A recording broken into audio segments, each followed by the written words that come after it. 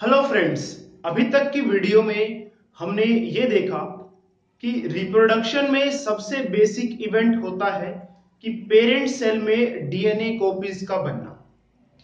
चलिए आज के इस वीडियो में हम कुछ नया सीखते हैं। अभी तक हमने ये देखा कि रिप्रोडक्शन होने के लिए डीएनए की दो कॉपीज बनेंगी। अब वो दो कॉपीज जो बनेंगी उनमें से डीएनए की एक कॉपी तो पेरेंट ऑर्गेनिज्म में रहेगी, क्योंकि पेरेंट ऑर्गेनिज्म को भी तो जिंदा रहना है, और एक कॉपी जो है वो नए ऑर्गेनिज्म में ट्रांसफर कर दी जाएगी। तो नेक्स्ट पॉइंट हमारा बनता है कि one copy of DNA will remain in the parent organism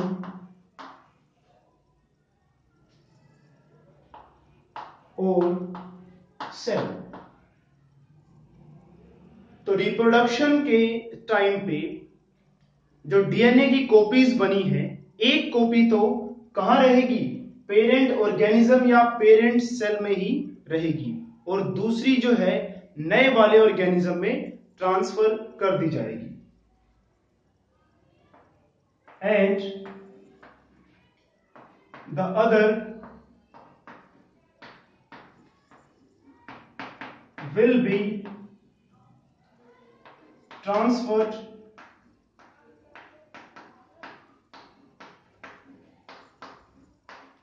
to the new organism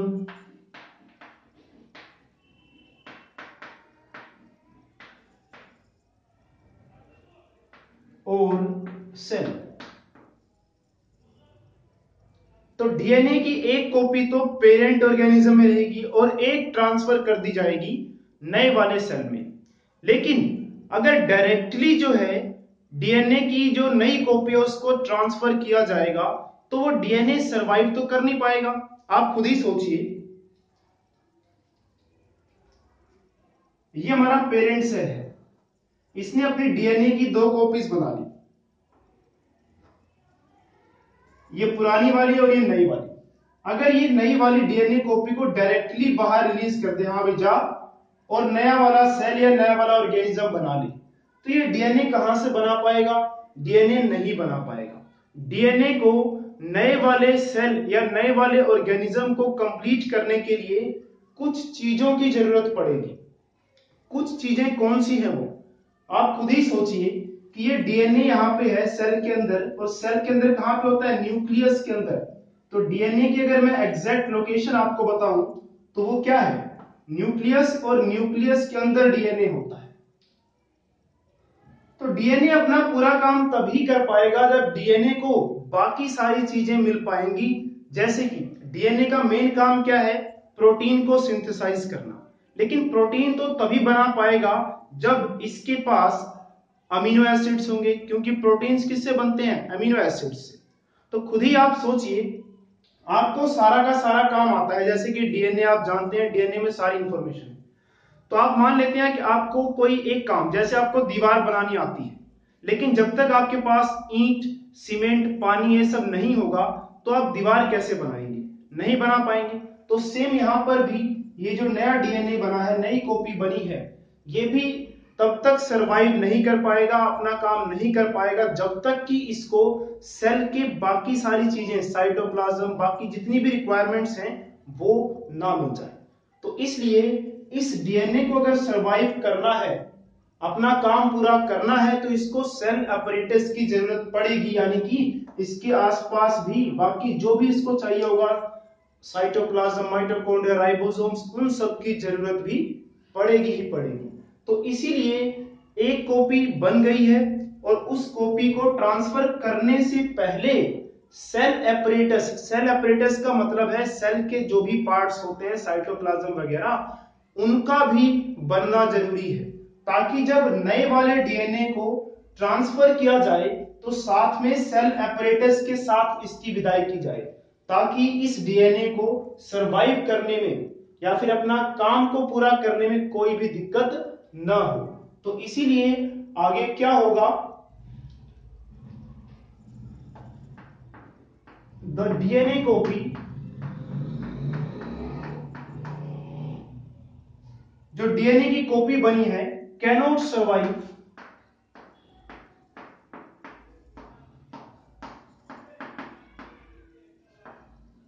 without cell apparatus.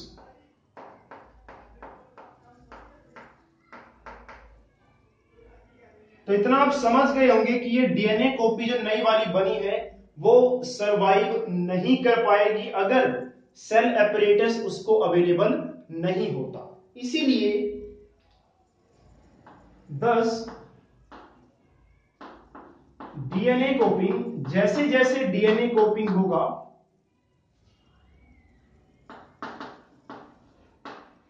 will be accompanied by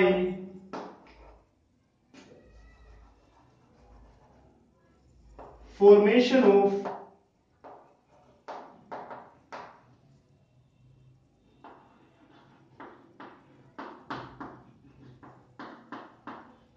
cell apparatus. तो अगर डीएनए की कॉपी पुराने वाला पेरेंट वाला ऑर्गेनिज्म बना रहा है तो उसको सेल एपरेटस भी साथ साथ बना लेना चाहिए, ताकि जब नए वाले डीएनए को ट्रांसफर किया जाए तो साथ में सेल एपरेटस भी ट्रांसफर हो, ताकि वो डीएनए अपना काम पूरी तरह से कर पाए।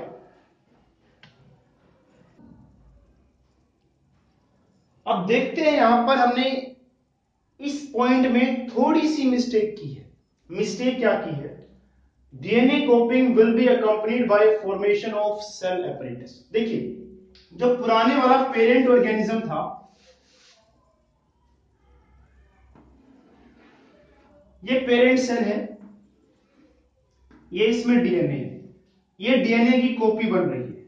वैसे डीएनए की कॉपी ऐसे नहीं बनती है, किस तरह से डीएनए की कॉपी बनती है सब कुछ आप +2 या +1 की बायोलॉजी में आप पढ़ेंगे।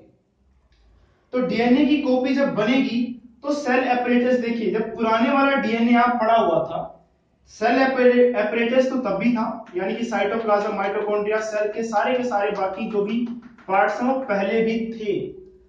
तो अब सेल को क्या करना पड़ेगा, थोड़ा सा एक्स्ट्रा सेल एपरेटस बनाना पड़ेगा। क्यों? क्योंकि जो नया डीएनए वाली कॉपी है उसके लिए भी तो सेल एपरेटस चाहिए, ताकि जो नया डीएनए वाला कॉपी है वो जब जाएगा, वो नया सेल जब बनाएगा तो उसको सेल एपरेटस भी चाहिए।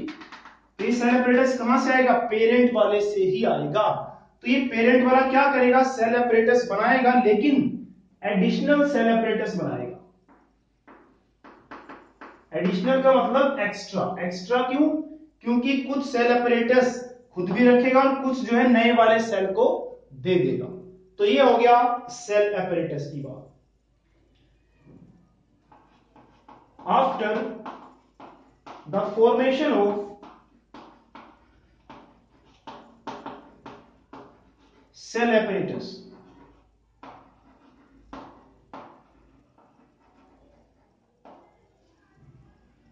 तो इस चीज को थोड़ा ध्यान से समझते हैं।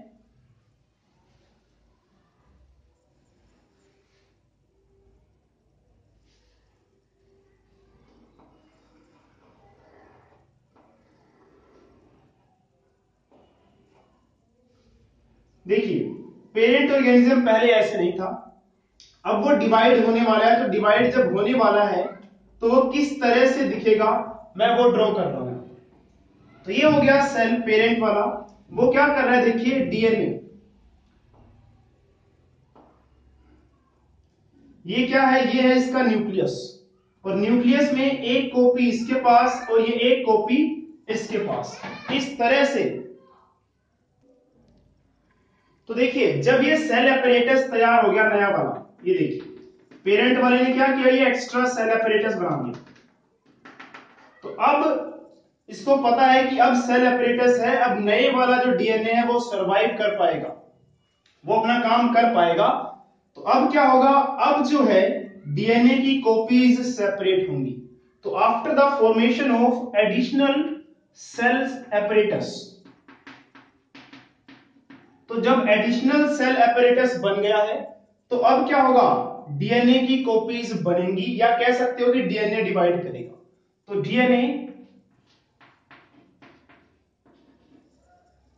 डीएनए क्या करेगा, डिवाइड करेगा, या फिर डीएनए की जो कॉपीज है वो अलग होगी। पहले कॉपीज बनी थी लेकिन वो अलग नहीं हो रही थी।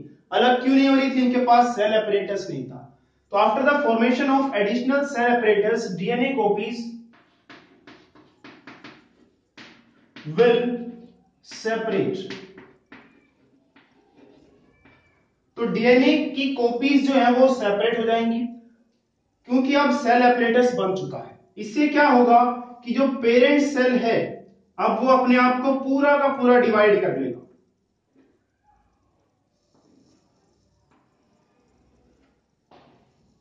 और इस तरह से क्या हो जाएगा, देखिए दो नए सेल्स आपको दिखने शुरू हो जाएंगे, या फिर दो नए सेल्स हमें मिल जाएंगे।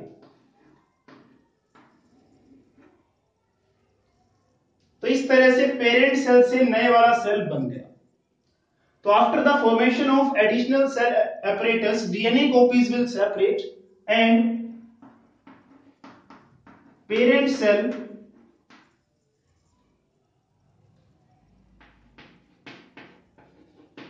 will divide to give rise to two cells। तो इस तरह से पेरेंट सेल डिवाइड होकर दो सेल्स बना देगा, एक तो खुद और एक नया सेल। तो इस वीडियो में हमने ये सीखा कि डीएनए की कॉपी के साथ साथ सेल एपरेटस का, एडिशनल सेल एपरेटस का बनना भी जरूरी है, क्योंकि अगर एडिशनल सेल एपरेटस नहीं बनता तो डीएनए की कॉपीज डिवाइड नहीं होंगी, अलग नहीं होंगी। कॉपीज तो बन जाएंगी लेकिन वो डिवाइड नहीं होंगी, क्योंकि उनको पता है कि उनको सर्वाइव करने के लिए सेल एपरेटस की जरूरत पड़ेगी। तो इस तरह से हमें importance of cell apparatus, formation of additional cell apparatus की बात पता चली। तो इस वीडियो में दोस्तों इतना ही।